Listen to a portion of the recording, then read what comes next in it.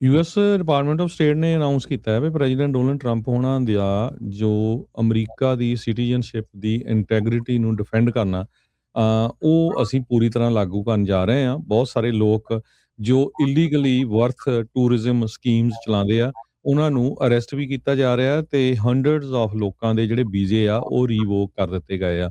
ਬਹੁਤ ਸਾਰੇ ਲੋਕ ਕੀ ਕਰਦੇ ਵੀ ਅਮਰੀਕਾ ਦੇ ਵਿੱਚ ਆਉਂਦੇ ਆ ਜਦੋਂ ਕੋਈ ਪ੍ਰੈਗਨੈਂਟ ਹੁੰਦਾ ਤੇ ਇੱਥੇ ਬੱਚੇ ਦਾ ਜਨਮ ਹੁੰਦਾ ਤੇ ਉਹ ਸਿਟੀਜ਼ਨ ਬਣ ਜਾਂਦਾ ਹੈਗਾ। ਸੋ ਗਲੋਬਲੀ ਕ੍ਰੈਕਡਾਊਨ ਕੀਤਾ ਗਿਆ ਹੈਗਾ। ਸਾਊਥ ਅਫਰੀਕਾ ਦੇ ਵਿੱਚ ਵੀ, ਚਾਈਨਾ, ਇੰਡੀਆ ਹੋਰ ਬਹੁਤ ਸਾਰੇ ਮੁਲਕਾਂ 'ਚ ਜਿਹੜੇ ਅਮਰੀਕਾ ਦੇ ਵਿੱਚ ਕਈ ਡਾਕਟਰਸ ਦੇ ਨਾਲ ਰਲ ਕੇ ਇਹ ਜਿਹੜਾ ਰੈਕਟ ਆ ਪੂਰਾ ਚਲਾਉਂਦੇ ਸੀ। 600 ਤੋਂ ਵੱਧ ਲੋਕਾਂ ਦੇ ਜਿਹੜੇ ਵੀਜ਼ੇ ਆ ਉਹ ਰੀਵੋਕ ਵੀ ਕਰ ਲਏ ਹੈਗੇ ਆ। ਕਹਿੰਦੇ ਵੀ ਯੂਐਸ ਦਾ ਵੀਜ਼ਾ ਪ੍ਰਿਵਿਲੇਜ ਆ, ਰਾਈਟ ਨਹੀਂ ਹੈ ਤੁਹਾਡਾ। ਇਹ ਯੂਐਸ ਦੀ ਜਿਹੜੀ ਗਵਰਨਮੈਂਟ ਡਿਪਾਰਟਮੈਂਟ ਆਫ ਸਟੇਟ ਆ ਉਹ ਕਹਿ ਰਹੀ ਹੈਗੀ ਆ। ਸੋ ਬਰਥ ਟੂਰਿਜ਼ਮ ਹਾਲਾਂਕਿ ਇਲੀਗਲ ਤਾਂ ਨਹੀਂ ਹੈ, ਪਰ ਕਹਿੰਦੇ ਭਈ ਇਹ ਜਾਣ ਬੁੱਝ ਕੇ ਜਦੋਂ ਕੋਈ ਇਹ ਸੋਚਦਾ ਆ ਵੀ ਸਾਡੇ ਨਿਆਣੇ ਦਾ ਜਨਮ ਜਿਹੜਾ ਆ ਉਹ ਅਮਰੀਕਾ 'ਚ ਹੋਊਗਾ, ਅਸੀਂ ਵਿਜ਼ਿਟਰ ਵੀਜ਼ਾ ਲੈ ਕੇ ਚੱਲ ਜਾਾਂਗੇ ਤੇ ਉਹ ਅਸੀਂ ਕਹਿੰਦੇ ਹੋਣ ਨਹੀਂ ਦੇਵਾਂਗੇ। ਸੋ ਉਹਦੇ ਕਰਕੇ 600 ਤੋਂ ਵੱਧ ਲੋਕਾਂ ਦੇ ਵੀਜ਼ੇ ਆਲਰੇਡੀ ਰਿਵੋਕ ਕਰ ਲਏ ਗਏ ਹੈਗੇ ਆ। ਜੀ।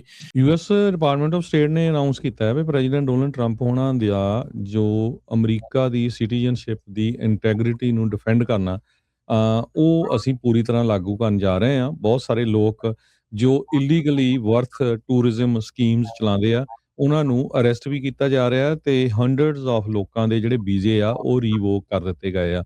ਬਹੁਤ ਸਾਰੇ ਲੋਕ ਕੀ ਕਰਦੇ ਵੀ ਅਮਰੀਕਾ ਦੇ ਵਿੱਚ ਆਉਂਦੇ ਆ ਜਦੋਂ ਕੋਈ ਪ੍ਰੈਗਨੈਂਟ ਹੁੰਦਾ ਤੇ ਇੱਥੇ ਬੱਚੇ ਦਾ ਜਨਮ ਹੁੰਦਾ ਤੇ ਉਹ ਸਿਟੀਜ਼ਨ ਬਣ ਜਾਂਦਾ ਹੈਗਾ। ਸੋ ਗਲੋਬਲੀ ਕ੍ਰੈਕਡਾਊਨ ਕੀਤਾ ਗਿਆ ਹੈਗਾ। ਸਾਊਥ ਅਫਰੀਕਾ ਦੇ ਵਿੱਚ ਵੀ, ਚਾਈਨਾ, ਇੰਡੀਆ ਹੋਰ ਬਹੁਤ ਸਾਰੇ ਮੁਲਕਾਂ 'ਚ ਜਿਹੜੇ ਅਮਰੀਕਾ ਦੇ ਵਿੱਚ ਕਈ ਡਾਕਟਰਸ ਦੇ ਨਾਲ ਰਲ ਕੇ ਇਹ ਜਿਹੜਾ ਰੈਕਟ ਆ ਪੂਰਾ ਚਲਾਉਂਦੇ ਸੀ।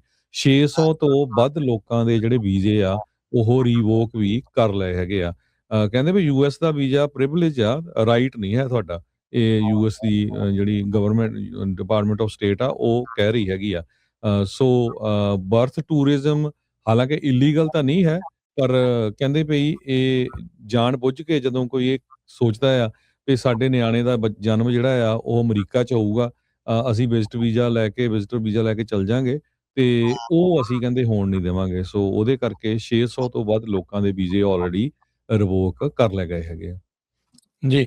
ਯੂਐਸ ਡਿਪਾਰਟਮੈਂਟ ਆਫ ਸਟੇਟ ਨੇ ਅਨਾਉਂਸ ਕੀਤਾ ਹੈ ਵੀ ਪ੍ਰੈਜ਼ੀਡੈਂਟ ਡੋਨਲਡ ਟਰੰਪ ਹੋਣਾ ਦਾ ਜੋ ਅਮਰੀਕਾ ਦੀ ਸਿਟੀਜ਼ਨਸ਼ਿਪ ਦੀ ਇੰਟੈਗ੍ਰਿਟੀ ਨੂੰ ਡਿਫੈਂਡ ਕਰਨਾ ਉਹ ਅਸੀਂ ਪੂਰੀ ਤਰ੍ਹਾਂ ਲਾਗੂ ਕਰਨ ਜਾ ਰਹੇ ਹਾਂ। ਬਹੁਤ ਸਾਰੇ ਲੋਕ ਜੋ ਇਲੀਗਲੀ ਵਰਥ ਟੂਰਿਜ਼ਮ ਸਕੀਮਸ ਚਲਾਉਂਦੇ ਆ ਉਹਨਾਂ ਨੂੰ ਅਰੈਸਟ ਵੀ ਕੀਤਾ ਜਾ ਰਿਹਾ ਤੇ ਹੰਡਰਡਸ ਆਫ ਲੋਕਾਂ ਦੇ ਜਿਹੜੇ ਵੀਜ਼ੇ ਆ ਉਹ ਰੀਵੋਕ ਕਰ ਦਿੱਤੇ ਗਏ ਆ। ਬਹੁਤ ਸਾਰੇ ਲੋਕ ਕੀ ਕਰਦੇ ਵੀ ਅਮਰੀਕਾ ਦੇ ਵਿੱਚ ਆਉਂਦੇ ਆ ਜਦੋਂ ਕੋਈ ਪ੍ਰੈਗਨੈਂਟ ਹੁੰਦਾ ਤੇ ਇੱਥੇ ਬੱਚੇ ਦਾ ਜਨਮ ਹੁੰਦਾ ਤੇ ਉਹ ਸਿਟੀਜ਼ਨ ਬਣ ਜਾਂਦਾ ਹੈਗਾ। ਸੋ ਗਲੋਬਲੀ ਕ੍ਰੈਕਡਾਊਨ ਕੀਤਾ ਗਿਆ ਹੈਗਾ। ਸਾਊਥ ਅਫਰੀਕਾ ਦੇ ਵਿੱਚ ਵੀ, ਚਾਈਨਾ, ਇੰਡੀਆ ਹੋਰ ਬਹੁਤ ਸਾਰੇ ਮੁਲਕਾਂ 'ਚ ਜਿਹੜੇ ਅਮਰੀਕਾ ਦੇ ਵਿੱਚ ਕਈ ਡਾਕਟਰਸ ਦੇ ਨਾਲ ਰਲ ਕੇ ਇਹ ਜਿਹੜਾ ਰੈਕਟ ਆ ਪੂਰਾ ਚਲਾਉਂਦੇ ਸੀ। 600 ਤੋਂ ਵੱਧ ਲੋਕਾਂ ਦੇ ਜਿਹੜੇ ਵੀਜ਼ੇ ਆ ਉਹ ਰੀਵੋਕ ਵੀ ਕਰ ਲਏ ਹੈਗੇ ਆ। ਕਹਿੰਦੇ ਵੀ ਯੂਐਸ ਦਾ ਵੀਜ਼ਾ ਪ੍ਰਿਵਿਲੇਜ ਆ, ਰਾਈਟ ਨਹੀਂ ਹੈ ਤੁਹਾਡਾ। ਇਹ ਯੂਐਸ ਦੀ ਜਿਹੜੀ ਗਵਰਨਮੈਂਟ ਡਿਪਾਰਟਮੈਂਟ ਆਫ ਸਟੇਟ ਆ ਉਹ ਕਹਿ ਰਹੀ ਹੈਗੀ ਆ। ਸੋ ਬਰਥ ਟੂਰਿਜ਼ਮ ਹਾਲਾਂਕਿ ਇਲੀਗਲ ਤਾਂ ਨਹੀਂ ਹੈ, ਪਰ ਕਹਿੰਦੇ ਭਈ ਇਹ ਜਾਣ ਬੁੱਝ ਕੇ ਜਦੋਂ ਕੋਈ ਇਹ ਸੋਚਦਾ ਆ ਵੀ ਸਾਡੇ ਨਿਆਣੇ ਦਾ ਜਨਮ ਜਿਹੜਾ ਆ ਉਹ ਅਮਰੀਕਾ 'ਚ ਹੋਊਗਾ, ਅਸੀਂ ਵਿਜ਼ਿਟਰ ਵੀਜ਼ਾ ਲੈ ਕੇ ਚੱਲ ਜਾਾਂਗੇ ਤੇ ਉਹ ਅਸੀਂ ਕਹਿੰਦੇ ਹੋਣ ਨਹੀਂ ਦੇਵਾਂਗੇ। ਸੋ ਉਹਦੇ ਕਰਕੇ 600 ਤੋਂ ਵੱਧ ਲੋਕਾਂ ਦੇ ਵੀਜ਼ੇ ਆਲਰੇਡੀ ਰਿਵੋਕ ਕਰ ਲਏ ਗਏ ਹੈਗੇ ਆ। ਜੀ।